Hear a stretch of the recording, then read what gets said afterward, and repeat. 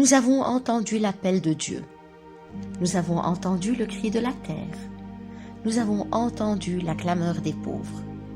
Voilà comment l'école du Saint-Enfant Jésus Bagdad a vécu le carême cette année. Nous avons entendu l'appel de Dieu.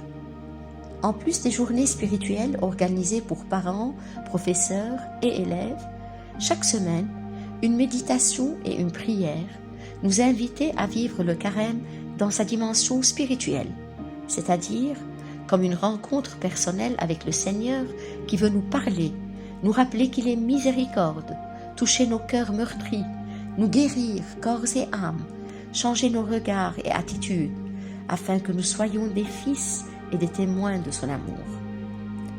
Nous avons entendu l'appel de la nature. Certaines classes ont choisi de faire leur retraite spirituelle en marchant dans la nature. C'est en admirant les merveilleux paysages dont le Seigneur a doté le Liban que le Laudato Si a jailli des cœurs comme un acte de reconnaissance pour la terre si généreuse et bienveillante qui se laisse régénérer malgré tous les sacrilèges qu'elle subit. Cette terre-mère qui nous supplie incessamment de la respecter, de la protéger, de la ménager, de l'entourer de soins et de prévenance. Nous avons entendu la clameur des pauvres. On ne peut vivre le carême sans aller à la rencontre de ceux que la société a oubliés ou marginalisés.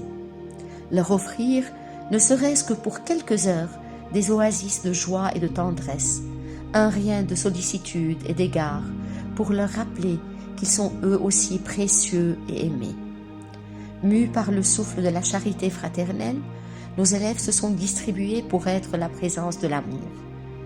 Au centre El Amal, ils sèment la joie et la bonne humeur en jouant avec les personnes aux besoins spécifiques. Au centre hospitalier de Phanis, au foyer des Têtes Blanches et avec la Société Saint-Vincent, ils offrent aux personnes âgées, en même temps qu'un moment festif, de petits services quotidiens. Dans les foyers SOS, ils sont un rayon de soleil réchauffant.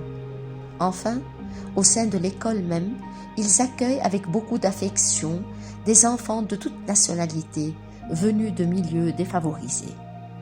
C'est le miracle de l'amour qui vient nous rappeler qu'en donnant, on s'enrichit. En se dépouillant, on accumule des richesses indestructibles. En s'oubliant, on devient la présence vivifiante du Christ.